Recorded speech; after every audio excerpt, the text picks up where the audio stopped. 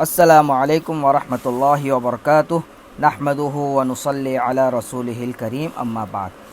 آج میں آپ لوگوں کو مختلف دعائیں بتاؤں گا انشاءاللہ۔ کافی فائدہ مند دعائیں ہے، کافی جامع ہے، اخیر تک ویڈیو دیکھنا انشاءاللہ بہت فائدہ ہوگا۔ سب سے پہلے نمبر پر ہے مؤثر گفتگو کا ملکہ حاصل کرنے کی دعا۔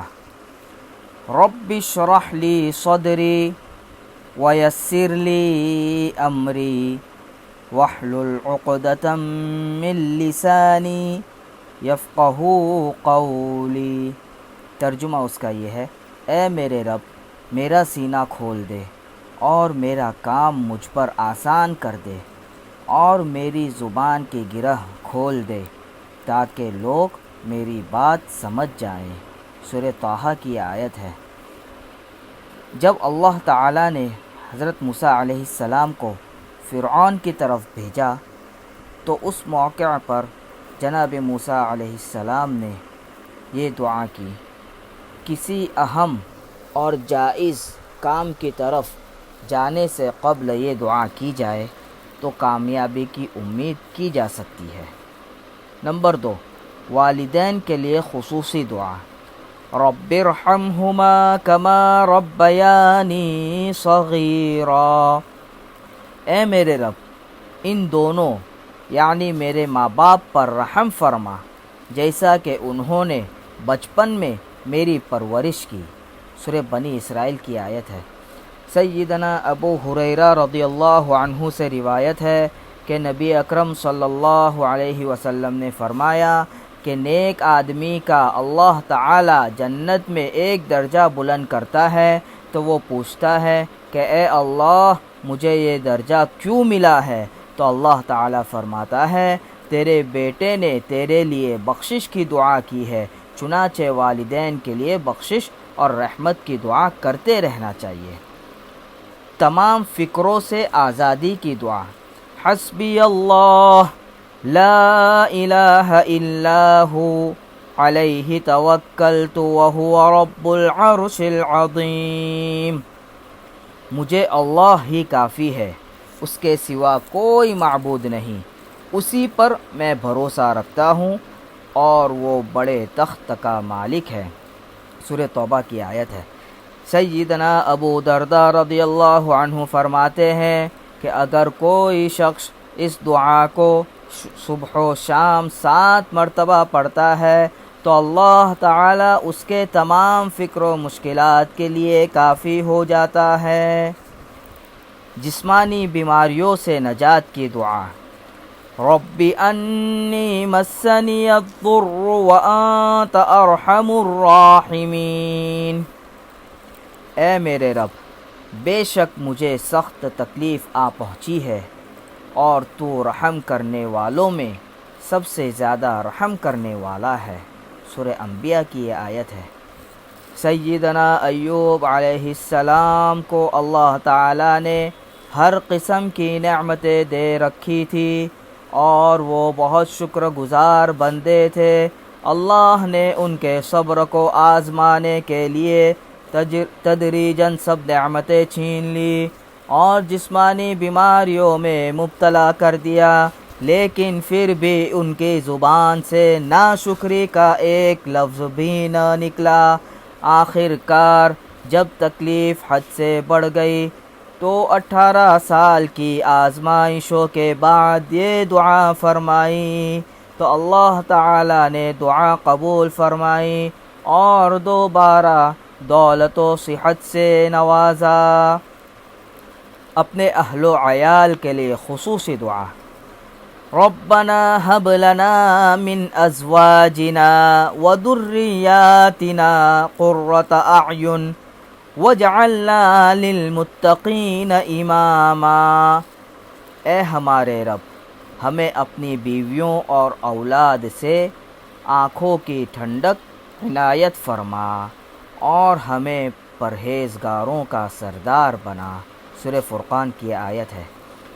یہ اللہ کے نیک اور پسندیدہ بندوں کی دعا ہے، کیونکہ ایک مومن کی آنکھ محض بیوی بچوں کے ظاہری حسن و جمال اور عیش و آرام سے نہیں، بلکہ دراصل ان کی نیکی اور پاکیزہ اخلاق سے ٹھنڈی ہوتی ہے۔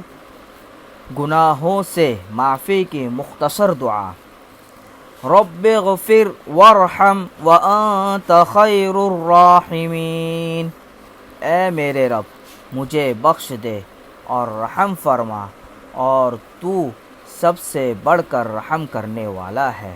سورہ مومنون کی آیت ہے۔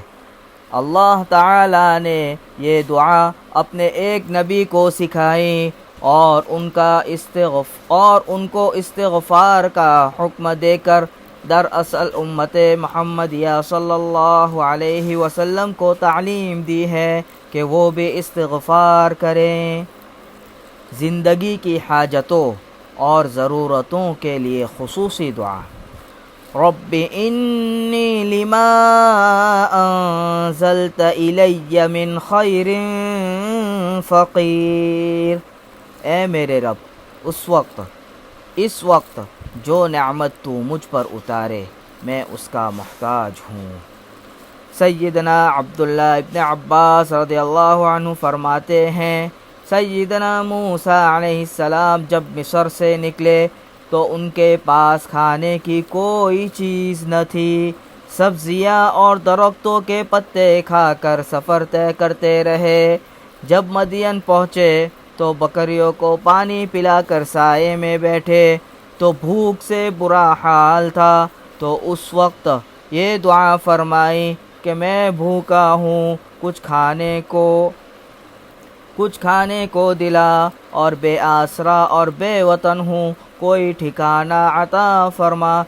چنانچہ اللہ تعالی نے دعا قبول فرمائی اور سارا بندوبست فرما دیا۔ اسم اعظم اور اس کی فضیلت: اللہم انی اسألک بأن لک الحمد لا الہ الا انت الحنان المنان بدیع السماوات والارض یا ذا الجلال والاکرام یا حی یا قیوم اسألک، اے اللہ میں ہر چیز تجھ سے مانگتا ہوں کیونکہ تیری ہی سب تعریف ہے، تیرے علاوہ کوئی معبود نہیں، تو مہربان ہے، احسان کرنے والا ہے، آسمانوں اور زمین کا موجد ہے۔ اے عزت و جلال والے، اے زندہ اور قائم رہنے والے، میں تجھ سے ہی سوال کرتا ہوں۔ سیدنا انس رضی اللہ عنہ سے مروی ہے کہ ایک صحابی نے نماز کے بعد یہ دعا مانگی تو رسول اللہ صلی اللہ علیہ وسلم نے فرمایا، اس نے اللہ کے اسم اعظم کے ساتھ دعا مانگی ہے، اس کی دعا ضرور قبول ہوگی۔ دشمن کے شر سے محفوظ رہنے کی دعا: اللہم انا نجعلک فی نحورہم ونعوذ بک من شرورہم، اے اللہ ہم مدافعت کے لیے تجھے ان کے مقابلے میں کرتے ہیں اور ان کے شر سے تیری پناہ طلب کرتے ہیں۔ حضرت ابو موسیٰ رضی اللہ عنہ فرماتے ہیں کہ جب نبی اکرم صلی اللہ علیہ وسلم کو کسی قوم کی طرف سے شر کا ڈر ہوتا تو آپ صلی اللہ علیہ وسلم یہ دعا فرمایا کرتے تھے: فوتگی یا کسی مصیبت کے وقت کی دعا: انا للہ و انا الیہ راجعون، اللہم اجرنی فی مصیبتی واخلف لی خیرا منہا، بے شک ہم بھی اللہ کے ہیں اور اسی کی طرف لوٹنے والے ہیں، اے اللہ مجھے اس مصیبت کا اجر عطا فرما اور مجھے اس سے بہتر بدلہ عطا فرما۔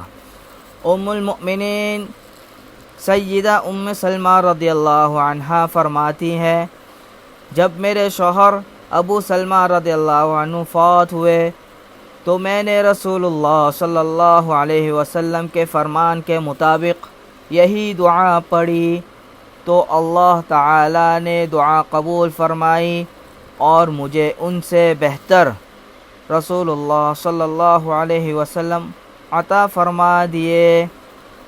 مخالفین کے دباؤ کے وقت پڑھی جانے والی دعا، رب انی مغلوب فانتصر، اے میرے رب بے شک میں مغلوب ہو گیا ہوں، اب تو ہی ان سے میرا بدلہ لے۔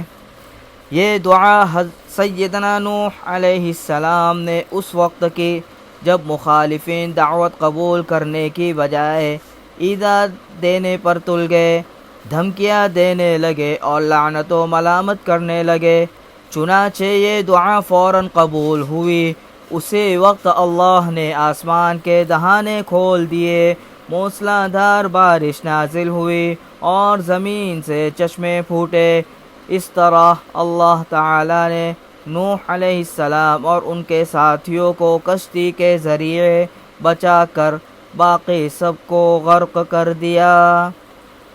اللہ تعالی کی نعمتوں کے شکر ادا کرنے کی دعا، رب اوزعنی ان اشکر نعمتک التي انعمت علی وعلى والدی وان اعمل صالحا ترضاه وادخلنی برحمتک فی عبادک الصالحین۔ اے میرے رب مجھے توفیق دے کہ میں تیری ان نعمتوں کا شکر ادا کروں جو تو نے مجھے اور میرے والدین کو عطا کی ہے، اور ہمیشہ نیک کام کرتا رہوں جس سے تو راضی ہو جائے، اور مجھے اپنے نیک بندوں میں شامل کر لے۔ اللہ تعالی نے سیدنا سلیمان علیہ السلام کو نبوت کے ساتھ ساتھ بادشاہت بھی عنایت فرمائی تھی، اور انہیں پرندوں اور جانوروں کی بولیاں بھی سکھا دی تھی۔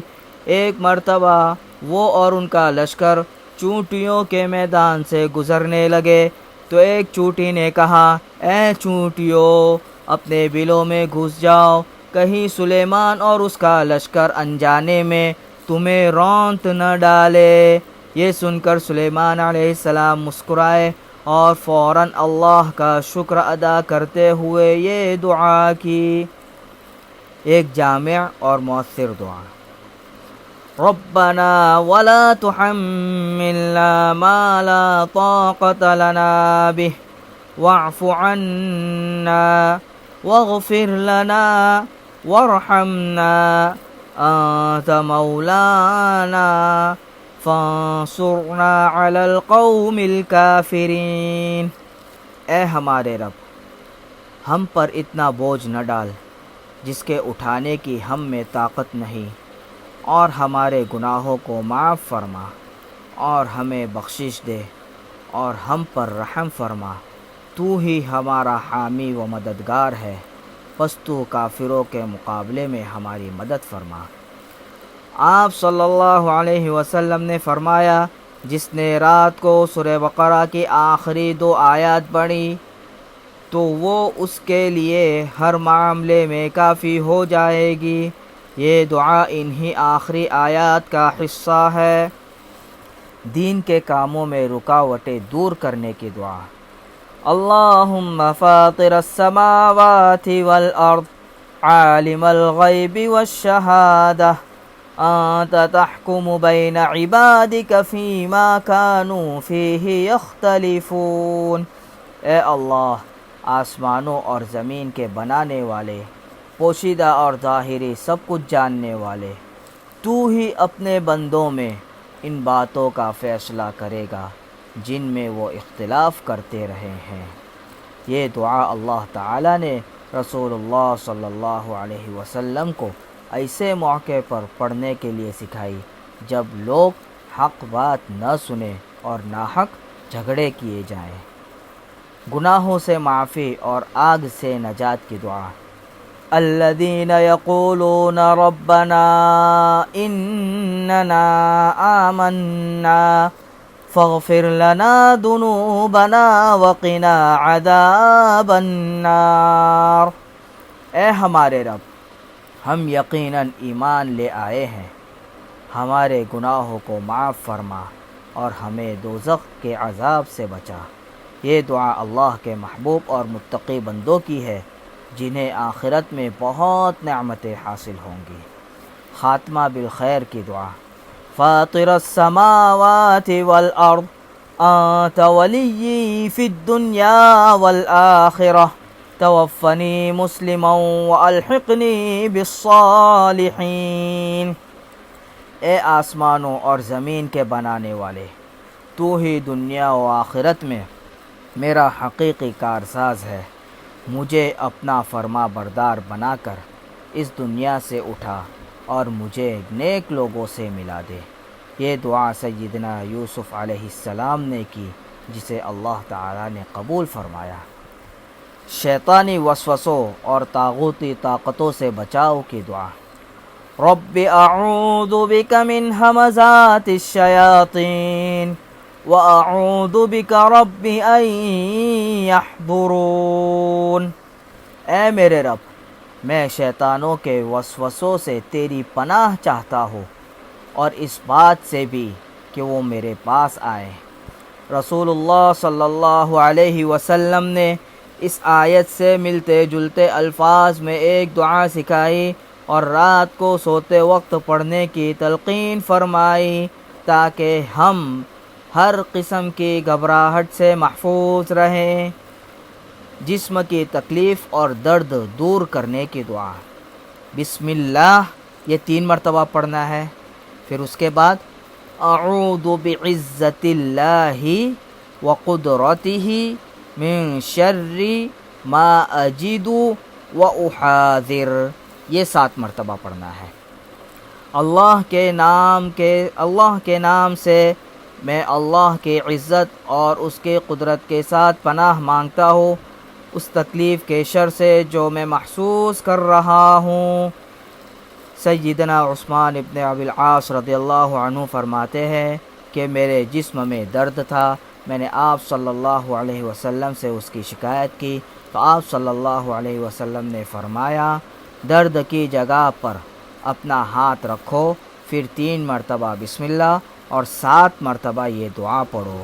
میں نے ایسا ہی کیا تو میرا درد جاتا رہا۔ رزق کی فراخی کے لیے دعا۔ اللہم ربنا انزل علینا مائدة من السماء تکون لنا عیدا لأولنا وآخرنا وآیة منک وارزقنا وانت خیر الرازقین۔ اے اللہ، اے ہمارے رب، ہم پر آسمان سے کھانے کا دسترخوان نازل فرما جو ہمارے اگلوں پچھلوں کی عید ہو اور تیری قدرت کی نشانی ہو، اور ہمیں روزی دے، تو ہی بہترین روزی دینے والا ہے۔ یہ دعا سیدنا عیسیٰ علیہ السلام نے رزق کی کشادگی کے لیے بڑی عاجزی اور انکساری کے ساتھ مانگی تو اللہ تعالیٰ نے قبول فرمائی۔ اللہ تعالیٰ ہم سب کو عمل کی توفیق نصیب فرمائے، اور اسی قسم کی ویڈیو دیکھنے کے لیے ہمارے چینل کو سبسکرائب کیجئے، ویڈیو کو لائک کیجئے اور لوگوں تک شیئر کیجئے۔ جزاک اللہ خیر، وآخر دعوانا ان الحمد للہ رب العالمین۔